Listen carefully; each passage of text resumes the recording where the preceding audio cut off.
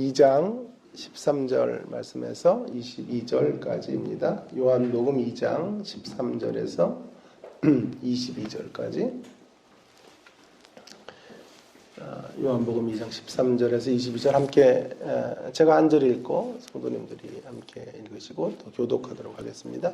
13절을 제가 먼저 읽습니다. 유대인의 유월절이 가까운지라 예수께서 예루살렘으로 올라가셨더니 성전에서 소와 양과 기름을 바라는 사람들과 무덤 바꾸는 사람들이 앉아있는 것을 보시고 노끈으로 채찍을 만드사 양이나 소를 다 성전에서 내쫓으시고 돈 바꾸는 사람들의 돈을 쏟으시며 상을 엎으시고 이들이 많은 사람들에게 이르시되 이것을 가져가라 내 아버지의 집으로 장사하는 것을 만들지 말라 하시니 제자들이 성경 말씀에 주의 전을 사모하는 열심이 나를 삼키리라 한 것을 기억하더라.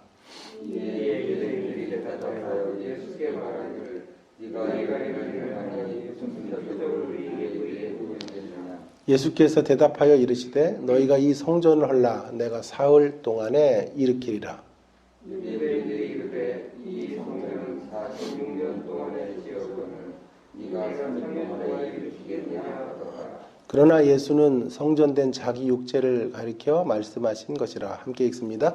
죽은 자 가운데서 살아나신 후에야 제자들이 이 말씀하신 것을 기억하고 성경과 예수께서 하신 말씀을 믿었더라. 아멘. 요한복음 11번째 시간, 우리 10번째와 11번째까지 오기까지가요 한 6개월 정도 걸리네요. 그래도 이렇게 모일 수 있게 돼서 너무 감사하고요.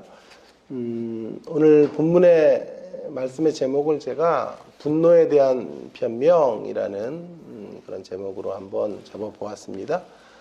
우리가 본문에서 만나는 예수님은 우리들이 평소 알고 있었던 예수님의 모습과 사뭇 다르다는 것을 알게 됩니다. 예를 들면 마태복음의 예수님은 이렇게 우리를 초대하시죠. 수고하고 무거운 짐진 자들아 다 내게로 오라. 내가 너희를 쉬게 하리라. 온유하고 겸손하신 예수님의 모습이 우리가 일반적으로 알고 있는 예수님의 모습인데요. 오늘 본문은 예수님께서 분노하고 계시죠. 고함을 지르시고 환전상들의 돈을 쏟으시고 상을 엎으시고 성전 안에 양과 소를 다 내어 쫓으시는 예수님의 모습을 봅니다. 이런 생각을 해보았습니다. 만일 이러한 예수님의 행동을 기독교 신앙을 갖고 있지 않은 사람들, 기독교 신앙에 회의적이고 혹은 적대적인 사람들은 어떻게 읽을까요? 뭐라고 할까요? 아마도 이렇게 생각하지 않을까요? 예수님을 분노 조절 장애를 갖고 계신 분이라고 비판할지도 모르겠습니다. 예수님은 상담과 치료가 필요한 분이라 그렇게 조롱 섞인 비난을 할 수도 있을 것이라고 생각합니다. 그래서 오늘 저는 이 본문 말씀을 좀 우리가 상대에게 변론하는 입장에서 이런 사람들에게 이렇게 예수님에게 시비를 거는 사람들에 대하여 우리가 예수님의 분노를 변명하고 이 분노에 담긴 뜻이 무엇인지 그것을 좀 생각해 보는 시간을 가져보려고 합니다. 우리도 그런 사람들 앞에서 예수님처럼 막 소리 지르고 상 뒤엎고 이러면 안 되죠. 그렇죠? 우리는 예수님을 모방하는 사람들이 아니죠. 예수님을 본받는 사람들이지. 예수님이 행동을 그대로 모방하는 사람들은 아니기 때문에 예수님에 대한 변명 혹은 변론을 우리가 충실히 해야 된다고 생각합니다. 자, 이제 출발하려고 하는데요. 한 두 가지 정도 변론을 하려고 합니다. 하나는 이 예수님의 행동을 어떻게 이해해야 될까? 먼저는 옛 성전 시대의 타락에 대한 거룩한 의분을 표출하는 것으로 이해해야 된다. 거룩한 의분이다 라는 것이죠. 예수님은 지금 감정 조절에 실패하여 과도하게 분노를 폭발하고 계시는 것이 아닙니다. 오히려 예수님의 분노를 이렇게 우리는 이해해야 됩니다. 정확히 말하면 옛 시대, 아니 옛 성전 시대의 한계와 타락에 대하여 이 분노를 통해 말씀하고 계시는 거죠. 그러한 차원에서 이 분노는 의분이고 의로운 분노이고 거기다가 수식어를 하나 붙인다면 거룩한 의분이다. 이렇게 말할 수 있겠습니다. 우리가 성경, 특별히 요한복음을 좀 읽을 때 요한복음을 좀 제대로 읽기 위해서 우리에게 중요한 읽기는 예수님이 새로운 시대를 갖고 오신 것으로 이해하고 예수님이 오심으로 그 전까지 지속되었던 옛시대와 갈등이 일어나는 측면으로 요한복음을 읽어야 된다고 그렇게 강조하고 싶습니다. 이 두 세계, 옛시대와 새로운 시대, 새 시대의 충돌로 대립과 충돌의 메시지가 요한복음에 가득하다. 우리 요한복음 2장 한 6개월 전에 했던 요한복음 2장 앞 구절에 가나 혼인잔치의 이야기에서 여러분 옛시대의 한계를 우리는 여실히 보았지 않습니까? 유대인의 결례의 항아리로는 거기서 우리를 씻어주는 것은 외적인 씻음밖에 안 되고 진정한 내적인 씻음이 되지 못한다는 것을 물이 변하여 포도주가 되게 하시는 사건을 통해 말씀하심으로 유대교의 한계를 지적하시고 유대교로 대변되어지는 옛시대의 뚜렷한 어떤 문제점이랄까요? 뚜렷한 한계들을 말씀하시며 예수님께서 질적으로 다른 새로운 시대를 가지고 오셨음을 설파하셨습니다. 이제 계속 이어서 성전과 관련해서 옛시대를 대변하고 있는 이제 또 하나의 상징인 성전을 통하여 그 성전의 타락상에 대하여 분노하시는 것으로 옛시대와 결별을 선언하시는 예수님의 모습을 우리는 들여다보게 되는 것이죠. 그런 차원에서 분노하고 계시는 거죠. 예수님은 지금 성전이 하나님을 예배하고 기도하는 처소가 아니라 장사하는 집이 된 것에 대해서 격분하고 계시는 거예요. 마치 휴가철이 되면 명소에 우리가 피서지 같은 데 가면 부르는 게 값이죠. 지금 성전에서도 성전세를 받습니다. 그런데 로마의 주화로 안 받아요. 그래서 그것들을 바꾸게 하죠. 두로의 주화로 환전을 하게 하는데 대부분 이제 로마의 주화나 타 지역에 흩어져 있던 사람들이 오늘 6월절에 모이지 않습니까? 모여서 성전에 들어가는 게 로망인데 꿈인데 성전에 들어가려면 성전세를 내는데 환전을 해야 되는 거죠. 근데 폭리를 취해서 환전을 하게 하는 거죠. 그래서 수익을 올리는 이런 사람들이 가득 차 있는 것을 보게 됩니다. 뿐만 아니라 성전에 들어가서 예배를 드리려면 양과 소나 비둘기 같은 것들을 준비해야 되는데 먼 지역에서 그런 걸 들고 올 수가 없으니까 성전에서 그걸 파는 거죠. 고가의 시중 시세보다 10배, 20배 비싸게 그것들을 얹어서 파는 모습. 예수님은 바로 이렇게 철저하게 상업화되고 있는 성전과 오늘날로 말하면 교회의 모습 앞에 격분하고 계시는 거죠. 흔히들 예수님의 이런 행동을 성전 청결이라고 생각하는데요. 성전 청결은 좀 약한 표현인 것 같고요. 더 정확한 표현은 성전 척결이다. 성전 척결, 성전 청결이 아닌 성전 척결이라고 보아야 할 것입니다. 옛 시대가 이렇게 청결하게 수선되는 것 같고 안 된다는 거예요. 옛 시대는 철저하게 척결되어야 한다라고 하는 것입니다. 이 본문의 예수님의 행동이 성전 청결을 넘어 성전 척결이라고 하는 것을 입증하고 있는 두 구절을 한번 생각해 보려고 하는데요. 먼저 15절입니다. 15절 그리고 19절인데요. 15절에 어떤 구절이 있느냐 하면 이런 구절이죠. 노끈으로 채찍을 만드사 양이나 소를 다 성전에서 내쫓으시고. 저에게 확 들어왔던 구절은 내쫓으신다라고 하는 것인데요. 옛 시대를 옛 시대가 주인 노릇하지 못하게 해야 하는 거죠. 그래서 옛 시대의 것들을 내어 쫓는 예수님의 모습을 보게 되는 거죠. 옛 시대에 속하는 내용물들을 몰아내야 한다라고 하는 것이 취지가 아니겠습니까? 옛 것을 다 비워야 한다. 그래서 성전 청결을 넘어서 본문은 성전 척결이 맞다. 19절에 가면 한 수 이제 더 깊어져요. 더 이제 철저히 뭐라 그럴까요? 더 과격해진다 그럴까요? 자, 19절에는 이런 구절이 있죠. 예수께서 대답하여 이르시되 너희가 이 성전을 헐라. 여기서 중요한 동사는 헐라입니다. 헐라. 허물어져야 한다는 거죠. 새 시대 앞에서 성전으로 대변되어지는 옛 시대는 철저하게 허물어져야 되는 거예요. 그러니까 옛 시대는 내어 쫓아야 되고 허물어져야만 한다. 옛 시대는 부분적인 수선이나 리모델링 정도로는 안 된다는 거죠. 예수님의 이런 행동은 철저하게 무너져야만 하고 옛 시대가 철저하게 무너지는 곳에서 새로운 시대가 도래하는 것을 말씀하고 있는 것이 아닐까요? 이러한 내보내기 혹은 허물기 이런 모습을 통해서 새로운 시대의 주인공이신 예수님께서 옛 시대와 아주 차갑게 결별하고 계시는 모습을 우리가 본문에서 발견하게 되는 거죠.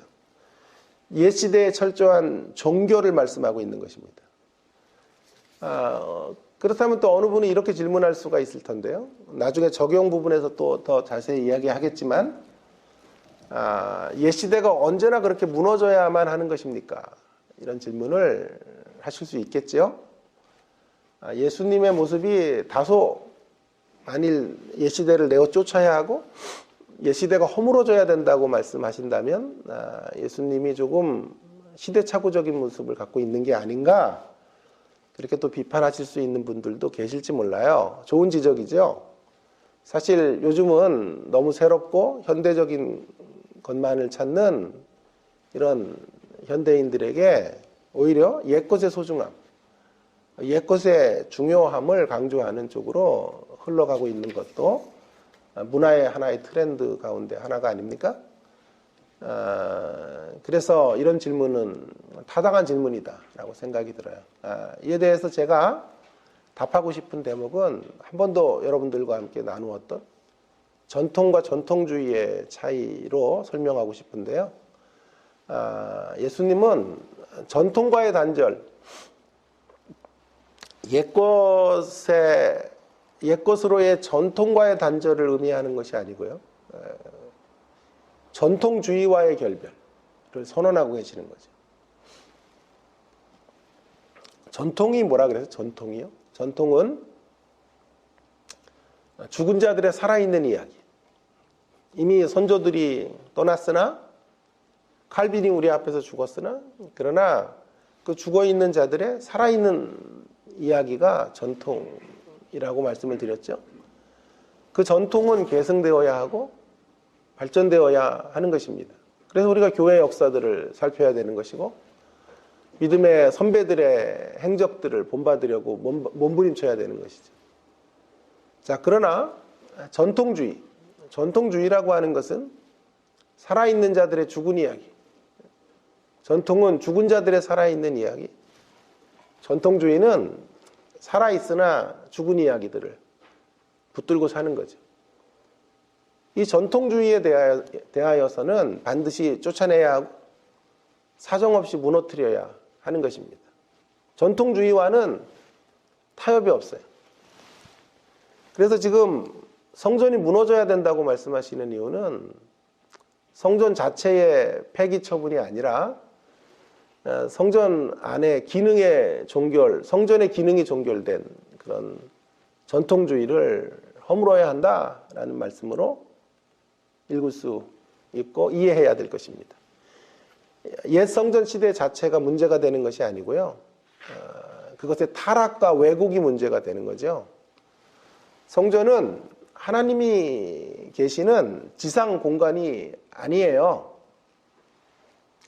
성전이라고 하는 것은 하나님을 예배하고 기도하라고 지정하신 장소, 그 장소를 통하여 뭘 우리 가운데 메시지화하는 것인고 하니 하나님의 백성들의 본분이 예배와 기도에 있다는 것을 알게 해주려는 상징입니다. 이러한 성전이 왜곡이 되는 거죠. 그래서 성전이 하나님이 계신 유일한 예배 처소가 되고 가시적 하나님이 머무는 공간이 되어버린 거죠. 삶의 전 영역에서 하나님을 예배하는 사람들이 되어야 한다는 메시지가 성전이 주고 싶은 메시지인데, 그리고 날마다 우리는 그것을 점검하면서 성전을 들락거릴 때마다 나는 예배로 부름받은 사람들이야. 나는 기도의 자리 앞에 하나님을 의존하고 살아야 돼 라는 것들을 점검해야 되는데, 그런 성전의 기능들은 중단이 된 채 성전이 절대화되고 우상화되고 오늘 본문에 의하면 상업화된 이런 성전의 모습들이 보여지고 있는 거죠. 주님은 이와 같은 성전과 이와 같은 전통주의와 결별을 하고 계시는 거죠. 그러므로 오늘 본문 안에서 성전이 얼마나 타락했는지, 성전신앙이 얼마나 왜곡되었는지를 우리는 예수님의 분노를 통해 확인하게 되는 것입니다. 그것이 예수님의 분노의 이유이다. 우리는 이런 변증을, 이 본문을 가지고 예수님을 마치 분노 조절 장애자처럼 말하는 사람들을 향해 옛시대와의 차가운 결별을 선언하시는 거룩한 의분이다. 이렇게 말할 수 있어야 될 것입니다. 여러분, 이러한 거룩한 의분을 가지고 시대 앞에 섰던 사람이 또 한 사람이 있는데요. 사도 바울입니다. 사도행전 17장 16절에 가시면 아덴을 방문하는 선교지로 아덴을 찾아가는 사도 바울의 모습을 우리는 발견하게 되는데요. 아덴은 세계 최고의 문화와 예술을 가지고 있는 뿐만 아니라 놀라운 철학자들이 거기 안에 살아 있었던 지적 중심지, 그것이 아덴입니다. 아덴에 가서 그가 복음을 전하기에 앞서서 17장 16절에 사도 바울이 어떤 태도를 취하는지 한번 보십시오. 바울이 아덴에서 그들을 기다리다가 그 성에 우상이 가득한 것을 보고 마음에 격분하여. 여기 중요한 단어가 격분했다는 거죠. 예수님이 격분하듯 아덴에 신전들이 가득하고 온갖 우상들이, 잘난 사람들이 이렇게 우상을 많이 섬기는 거예요, 원래요. 우상들로 가득한 아덴의 도성을 바라보며 격분하고 있는 거죠. 예수님이 그러했듯이 사도 바울도 우상을 보면서 제일 먼저 가졌던 태도는 격분하는 것입니다. 오늘 저는 이 격분, 이 의로운 분노를 회복하는 일이 우리에게 필요하다. 그런 말씀을 드리고 싶은데요. 한 예를 들어볼까요? 동성애 이슈가 매우 지금 심각하게 토론되고 있죠. 얼마 전에 저희 학교에서도 동성애 문제를 한번 위해서 책을 써야 된다. 학자들이 다 모여서 동성애 토론위원회를 만들어서 앞으로 이 문제에 대한 해법을 줘야 된다라고 하는 그런 학교적 방침들이 정해지기도 했는데요. 요즘 추세는 이런 거잖아요. 근본주의자들이 동성애뿐만이 아니라 동성애자들마저도 이렇게 미워하고 거부와 반감을 갖는 것에 대하여 소위 좀 진보적인 기독교를 표방하는 분들이 동성애자들을 이해해 줘야 된다, 이런 식으로 이제 논리를 피는 방향으로 많이 흘러가고 있죠. 거기에 적지 않은 교회와 목회자들이 동조를 하고 있습니다. 저 분명히 그런 자세와 스탠스를 존중할 수 있다고 생각해요. 동성애는 비판의 대상이지만 동성애자들마저 마치 상종할 수 없는 사람들인 것처럼 취급한다면 전도의 길이 막힐 테고요. 그들이 회개할 수 있는 기회들을 차단하는 것일 테니까 이러한 시도는 큰 문제가 된다고 할 수는 없을 거예요. 다만 그러한 주장을 펼치는 이런 자세가 문제인데요. 그러한 주장을 펼칠 때 뭐를 빠뜨리냐 하면 이 분노를 빠뜨리는 거예요. 너무 쉽게 이제 이 동성애 문제를 우리가 잘 좋은 뜻으로 관용하고 수용하자라는 쪽으로 걸어가는 것은 교회의 어떤 근본 질서를 깨는 모습이기 때문에 하나님의 창조 질서가 교란되는 행위에 대한 분노가 일단 있어야 되는 거죠.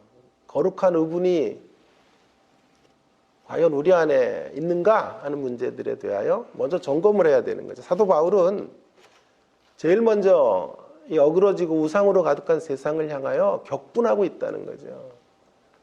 그러한 격분이 바래지지 않은 채 그 어떤 수용안이나 그 어떤 그런 절충안들은 오해를 받을 수밖에 없고 그런 절충안으로는 오히려 이 문제를 더 악화시킬 수밖에 없다고 생각합니다. 그래서 우리에게 반드시 회복돼야 될 것 중에 하나는 거룩한 의분이에요. 어떻게 세상이 이렇게 하나님의 창조 질서를 이렇게 깨뜨릴 수 있는가에 대한 거룩한 분노를 갖는 일입니다. 세상을 향해서 예수님과 사도 바울은 수준이 높기 때문에 이런 분노를 가졌지만 우리는 세상을 향해서만이 아니라 우리 자신들을 향해서도 먼저 이 분노를 가져야 합니다. 우리 안에 우상이 가득한 것과 여전히 우리 안에 하나님의 창조 질서가 계속 깨어지고 있는 이러한 우리의 죄된 모습들과 하나님의 원하시는 방향과 뜻대로 살지 못하고 있는 우리의 초라한 몰골들을 바라보면서 거룩한 의분을, 그러니까 사도 바울과 예수님은 세상의 악에 대하여만 의분을 표출했다면 우리는 그것과 동시에 우리 자신들의 악과 추악함에 대해서도 거룩한 의분을 갖는 일에 격분해야 된다라는 것을 강조하고 싶습니다. 두 번째로는요, 예수님의 분노에 대한 변명, 변론 두 번째는 새로운 성전 시대의 건설을 목적으로 하는 거룩한 일침을 가하는 것으로 이해해야 된다. 거룩한 일침. 새로운 성전 시대를 건설해야 된다는 거룩한 일침. 예수님의 분노는 예수님이 미워하시는 바가 무엇인지를 분명하게 말씀해 주셨죠. 뿐만 아니라 더 적극적으로는요, 우리가 이제 돌아서야 될 방향, 우리가 나아가야 될 지점들이 어디인지를 표시해 주고 있는 것이라고 보아야 되겠습니다. 그래서 이 예수님의 분노 행동 이후에 18절에는 왜 예수님이 분노하시게 되었는지에 대하여 18절 이하에서 말씀해 주고 있어요. 자, 예수님의 행동이 끝나자 유대인들이 오늘 2장 18절에 보시면 예수님에게 내가 이런 일을 행하니 무슨 표적을 우리에게 보이겠느냐, 한마디로 말하면 무슨 권세로 이런 행동을 성전 안에서 행했느냐라고 묻고 있는 거죠. 이에 대하여 19절 이하 예수님의 답이 정말 주목해야 될 대목인데요. 예수께서 이르시되 너희가 이 성전을 헐라 내가 사흘 동안에 일으키리라 고 말씀하시죠. 유대인들이 깜짝 놀라서 화들짝 놀라죠. 이 성전이 46년 동안 지어졌건을 3일 동안 일으키겠느냐? 그러자 예수님께서 자신의 육체를 성전된 육체를 가리켜 말씀하신 것이다. 죽은 자가 살아난 후에야 제자들은 이 사실을 이제 믿게 되었다라는 이야기가 계속해서 나오고 있죠. 자, 이제 나아가야 될 방향. 성전이 허물어지고 옛 시대가 이제 물러가고 새로운 시대가 건설되어야 한다는 것을 지금 말씀하고 있는 거죠. 이제 더 이상 옛 시대의 어떤 성전이라고 하는 건물이 아니라 예수님의 육체가 성전이 된 시대, 그런 새로운 시대의 도래를 지금 말씀하고 계시는 거죠. 예수님의 몸의 죽음과 사흘 만에 일으킨다고 하셨으니까 부활을 통하여 새 성전 시대가 열리게 될 것임을 분명히 말씀하시는 것입니다. 예수님의 십자가와 부활을 통하여 이제 새로운 시대가 온전하게 열리게 되는 거죠. 이렇게 본다면 다시 강조하지만 예수님은 지금 성전 청결을 하는 게 아니라 성전 척결을 하고 계시는 것이 맞습니다. 예수님의 더 크게 보면 성육신과 십자가와 부활을 통하여 유대인들이 붙잡았던 성전 시대는 종결되고 새로운 성전 시대가 열리게 되는 것을 보여주고 있는 거죠. 예수님은 지금 이렇게 말씀하시는 거죠. 나는 새로운 성전이다. 돌로 지은 옛 성전이 아니라 예수님의 희생과 죽으심과 부활을 통하여 새로운 성전이 예수님 자체가 성전이 되시고 그 안에 예수님 안에 거하게 되는 한 몸 된 교회가 이제 성전이 되는 시대. 이것이 예수님이 원하셨던 새로운 시대의 모습인 거죠. 그러므로 새로운 시대의 이제 특징은 한마디로 말하면 건물 중심의 패러다임에서 사람 중심의 패러다임으로 변하는 거죠. 예수님께서 손으로 지은 건물 중심의 시대를 종결하시고 자신의 육체의 죽음과 부활을 통하여 새로운 성전 건축을 말씀하고 계시는 거죠. 교회는 바로 이 죽으시고 부활하신 주님과 한 몸 된 자들의 그래서 모임이 되는 거죠. 교회의 기초는 예수님의 죽으심과 그 죽으심에서 다시 살아나신 부활을 통해 세워진 공동체인 거죠. 자, 그렇다면 이제 오늘 논의의 마지막 국면 두 가지. 우리의 성전 건축의 모습이 어떤 것인가. 우리가 성전을 건축해야 되는데요. 새 성전 건축이란 우리가 새로운 시대 가운데 이루어내야 할 새 성전 건축이 무엇일까? 두 가지죠. 예수님이 육체를 찢고 자신의 육체를 부수어 세워진 공동체가 교회이기 때문에 새 성전 건축이란 다른 게 아니고요. 십자가의 정신 위에 살아가는 거예요.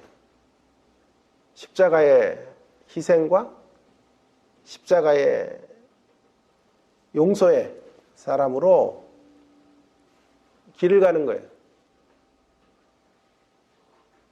성전 건축이에요, 그게.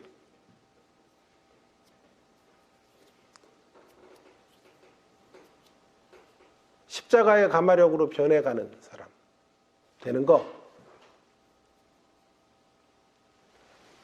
우리 교회 이름으로 말하면 주님의 십자가 교회가 되는 거. 그것이 성전 건축입니다. 또 한 가지는 예상하셨겠지만 두 번째는 교회가 예수님의 사흘 만에 부활하신 자리 위에서 세워진 공동체이기 때문에 새 성전으로 우리가 건축되어진다라고 하는 말은 부활의 증인이 된다는 말이에요. 단지 입술로 부활을 전하는 증인이 아니라 그 정도가 아니라 부활의 능력으로 살아가는 사람이 되는 거죠. 예수님의 부활의 영광과 권세를 가지고 허물을 극복하는 거죠. 무기력을 넘어서는 거죠. 늘 절망적인 상황에서 우리는 부활을 아는 자들로, 부활을 체험한 자들로, 아니 날마다 부활하는 자들로 일어서는 거죠. 날마다 새로운 희망을 붙잡고 새로운 가능성을 붙잡고 이 허무와 죽음의 아우성 소리가 가득 찬 세상을 살아내는 것. 그것이 바로 우리가 이루어야 될 성전 건축인 거예요. 십자가의 사람으로 부활의 사람으로 일어서시는 귀한 성도님들 되시기를 주의 이름으로 축원합니다. 내가 너희에게 원하는 것은 폼나는 일을 하는 사람이 되는 것이 아니라 폼나게 변해야 하는 것이다. 폼나게 변하는 사람. 폼나는 일을 하는 사람을 주님 원하시는 게 아니고요. 우리가 폼나게 변하는 사람이 되기를 원하시는 거지. 예수님의 분노는 바로 우리가 가야 될 방향을 말씀해 주는 거예요. 우리가 가야 될 성전 건축이 어떤 것인지를 알려주는 메시지이자 거룩한 일침인 거지. 신앙생활을 한다면 바로 이 방향으로 가야 된다라는 것을 알려주는 거죠. 자, 이제 결론을 대신해서 오늘 진짜 비장한 결심을 하고 왔어요. 진짜 빨리 끝내리라. 아직도 조금 남았습니다. 한 5분 쪽만 더 하겠습니다. 자, 결론을 대신해 어느 은퇴 목사님의 주장에 대한 적용을 좀 해볼 필요가 있겠는데요. 어느 유명한 은퇴 목사님 이름을 대면 잘 알 수 있는 저와 성씨가 같고 교회로부터 한 푼의 어떤 뭐라 그럴까요? 전별금도 받지 않고 가장 어려운 곳에 또 내려가셔서 생활을 하시는 그 아들이 또 가수가 되어 또 했던 분이에요. 이름만 안 밝혔을 뿐 다 예상을 하셨겠죠. 그분이 코로나가 한참 진행되는 가운데 이런 말씀을 하셨죠. 코로나는 한국교회를 향하여 대포를 쏘신 것이다. 하나님께서 코로나19를 통해 한국교회에 대포를 쏘셨다. 여러분 어떻게 생각하십니까? 이 말씀에 대하여? 오늘 말씀에 근거해 본다면 그분의 주장은 정확한 진단이죠. 예수님이 본문에서 성전 척결을 하셨듯 코로나19를 통하여 하나님은 일종의 성전 척결을 한국교회를 향하여 단행하고 계시는 것이다. 그동안 잘못 붙잡고 있었던 건물 중심의 패러다임, 건물 중심의 신앙, 교권 중심의 신앙생활, 종교생활에 대한 허상들을 분명하게 밝히시고 이제 교회가 사람 중심의 패러다임, 십자가와 부활의 정신 위에 진정한 교회로 세워져야 될 것을 이제 말씀해주고 계시는 거죠. 우리는 예배당 안에서 예배하는 것만 예배인 줄 알았는데 그런 예배가 드려질 수 없는 초유의 사태들이 벌어졌고 우리의 패러다임 자체가 완전히 바뀌었죠. 그래서 저는 이분의 주장에 100% 동의합니다. 그러나 한 가지를 더 첨언하고 싶은데요. 한 가지를 더 보충하고 싶은데요. 이런 주장을 펼치자 합동 측의 많은 보수적인 목사님들이 난리가 났었죠. 예수님은 교회에다가 대포를 쏘시는가? 이게 말이 되나? 이런 불경한 얘기를 할 수 있나? 그분들의 이해가 아직도 옛 시대에 갇혀 있는 것이다. 이런 생각이 듭니다. 그래서 일단은 한국교회를 향해 대포를 쏘셨다라고 하는 말씀은 어마어마한 도전장이지만 우리는 100% 본문에 근거해서 수용해야 된다고 생각하고요. 한 가지를 더 첨언해야 되는데요. 이런 말씀을 드리고 싶어요. 옛 시대의 무너짐은 새로운 건설을 위한 무너짐이다 라는 말씀을 꼭 드리고 싶은데요. 옛 성전 자체가 문제가 되는 것이 아니고요. 건물로의 성전 자체가 문제가 되는 것이 아니고 성전의 기능이 왜곡된 것이 문제이고 성전이 타락한 것이 문제이다 라는 것을 분명히 하고 싶습니다. 만일 새로운 성전의 본질이 분명해진다면 새 성전 시대에 본질이 명확하게 우리가 그것을 명확히 붙잡고 걸어간다면 저는 본질에 맞는 형식도 있어야 된다.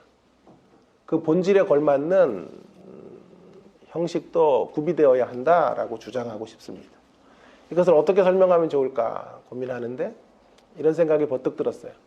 하우스와 홈의 관계를 설명하면 정확할 것이라고 생각합니다.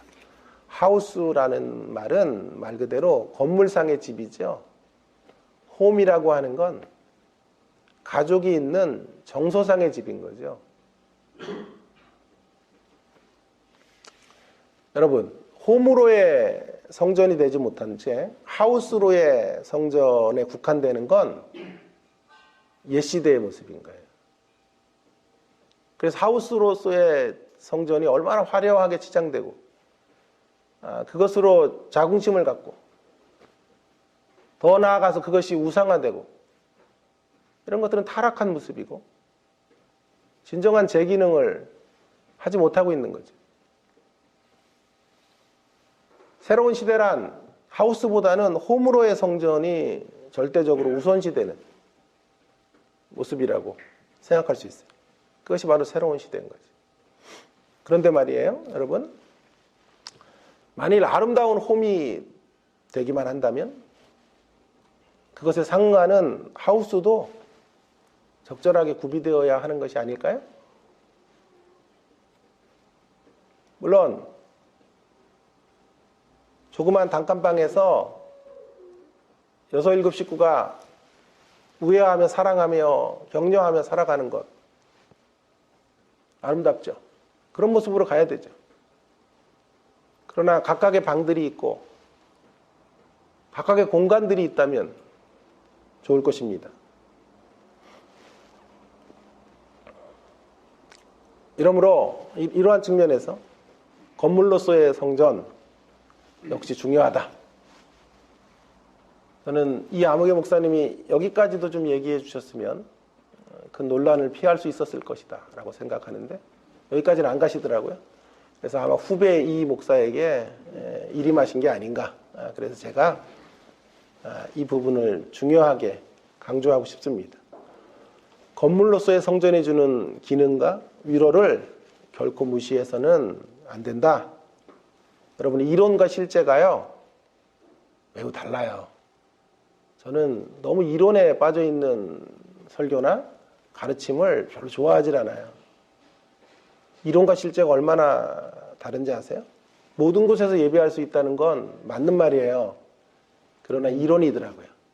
모든 곳에서 예배할 수 있지만 모든 곳에서 예배가 제대로 이루어지는 건 아니에요.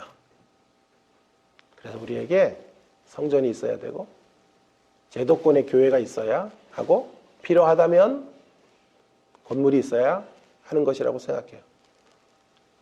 코로나19를 지나면서 제가 우리 딸하고 예배를 많이 드렸어요. 와이프는 거기 사역을 하기 때문에 그 교회는 교육자들은 다 교회를 가더라고요. 그래서 딸이랑 예배를 드리는데 예배할 때마다 진짜 화가 치밀어 가지고요.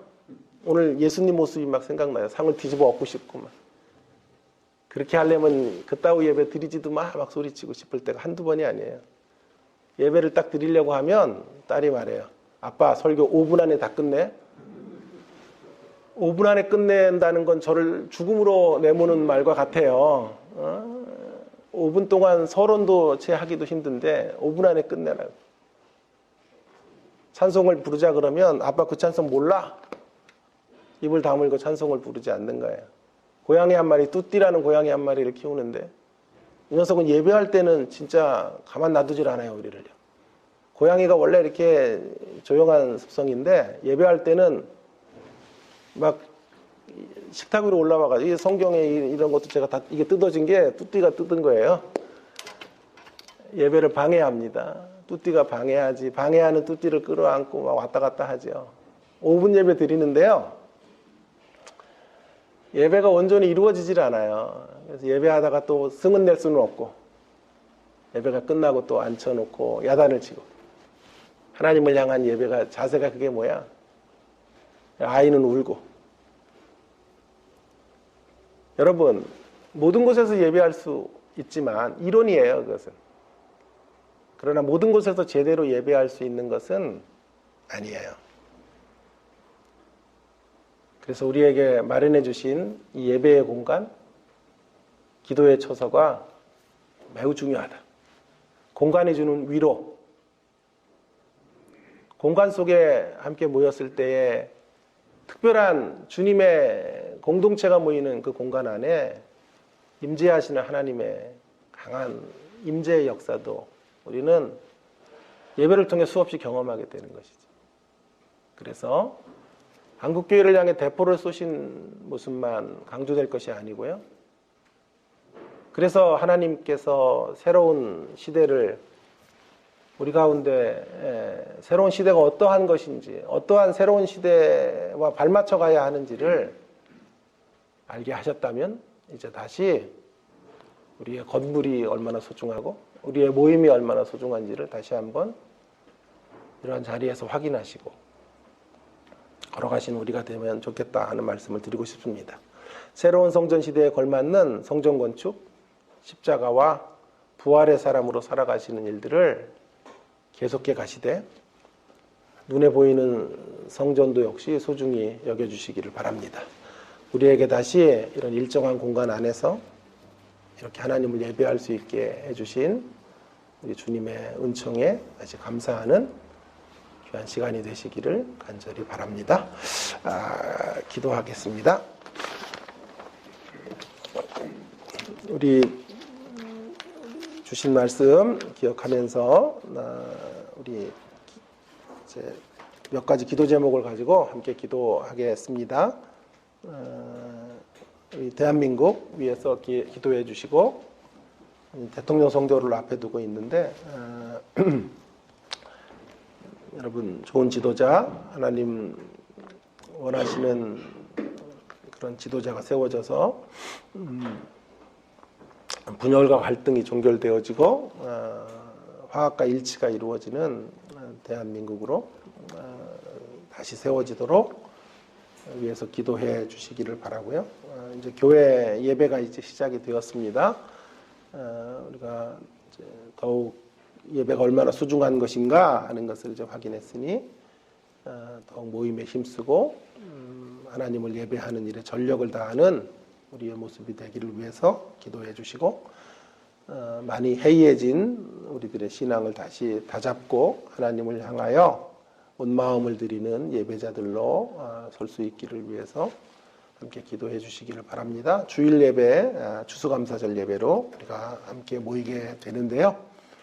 주일 예배 속에 하나님의 은혜를 감사하고 그동안 베풀어 주신 하나님의 은총을 진심으로 기뻐하는 그런 예배의 시간이 되기를 위해서 기도해 주시기를 바랍니다. 우리 또 김 집사님 딸 우리 세인이 또 시험을 보고 이제 오늘 논술을 또 본다 그래요. 그리고 원하는 학교들을 이제 향해서 가게 되는데 하나님께서 원하는 학교에 순적히 입학할 수 있도록 합격할 수 있도록 특별한 은혜를 베풀어 달라고 기도해 주시기를 바랍니다. 이런저런 기도 또 연약한 지체들을 향해서도 기도해 주시고 묶어서 함께 기도하고 마무리하고 개인 기도하겠습니다. 기도하겠습니다. 통성으로 기도합니다. 하나님 아버지 은혜를 감사합니다. 주께서 오늘도 저희들에게 귀한 말씀을 주시고 하나님 아버지 우리가 새로운 성전 시대를 맞이하고 그 성전 시대와 발맞춰 나가야 할 것을 알려주셔서 감사드립니다. 옛 시대를 정결하시고 새로운 시대를 열어주신 주님과 함께 주님의 십자가의 정신과 부활의 정신을 따라 함께 걸어가며 하나님의 이름과 영광과 존귀를 드러내는 믿음의 사람의 길들을 걸어갈 수 있도록 은혜를 베풀어 주시기를 간절히 원합니다. 하나님 아버지 함께 하시고 하나님의 크신 뜻을 분별하고 하나님 아버지 우리의 내적인 성전, 심령의 성전을 건축하고 영혼의 성전을 건축하는 일에 하나님 아버지 힘쓰고 하나님의 사람으로 십자가의 정신과 부활로 살아내는 믿음의 사람들에게를 걸어갈 수 있도록 하나님 아버지 도와주시기를 원합니다. 우리에게 복된 예배 허락하시고 다시 모임을 재개할 수 있도록 이 귀한 환경을 주셔서 감사합니다. 하나님 아버지 함께 모여 예배하는 일이 감격이게 하시고 기쁨이게 하시고 하나님을 찬양하며 하나님을 기뻐하는 그런 저희들의 모임이 되도록 하나님 함께 주옵소서.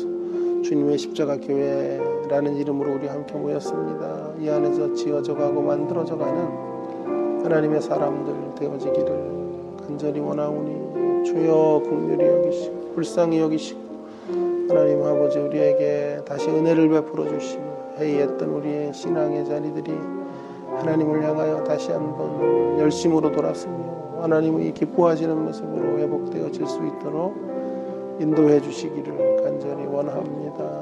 아버지 하나님 새 시대에 허락하신 주님과 함께 하나님 아버지 새 시대를 위한 성전 건축을 향하여 나아가는 하나님의 사람들이 다 될 수 있도록 아버지 하나님 도와주시기를 간절히 원합니다. 대한민국을 불쌍히 여기시고 하나님 두려워하는 지도자 하나님 아버지 우리 앞에 이 당면한 과제들과 아픔들을 해결할 수 있는 지도자를 세워주시기를 소망합니다. 하나님 아버지 이 땅의 교회들을 다시 한번 일으켜 세워주시고 하나님 아버지 회의했던 신앙들을 다시 다잡고 하나님 앞에 서는 저희들의 모습들이 되게 해주시고 추수감사절 예배로 주님 저희들에게 허락해 주셨는데 벅찬 감격으로 예배하는 주일의 예배가 되도록 은혜를 베풀어 주옵시기를 원합니다. 아버지 하나님 김인성 집사님 아버지 귀한 딸 하나님 아버지 하나님 진도를 주님께 부탁합니다.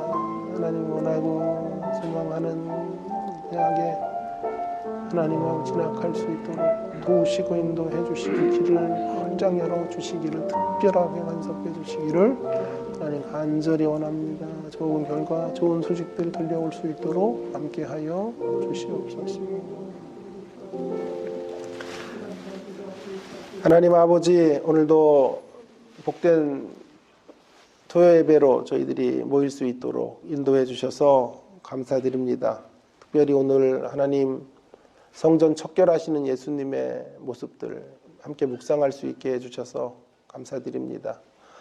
새로운 성전 시대를 여신 주님과 함께 심령 성전 건축 우리의 심령을 온전하게 건축해내는 일에 힘쓰는 저희들이 되어지기를 원합니다. 십자가의 사람으로 예수님처럼 희생하고 용서하며 살아가는 저희들이 되게 해주시고 부활의 능력으로 날마다 허무와 죽음의 세력들을 극복하며 주님 안에 소망을 두고 살아가는 믿음의 길을 걷는 성전 건축을 이루어낼 수 있도록 인도하여 주시기를 원합니다. 하나님 우리에게 예배할 수 있는 이런 귀한 공간 허락해 주셔서 참 감사드립니다. 하나님 귀한 모임 주셔서 감사합니다.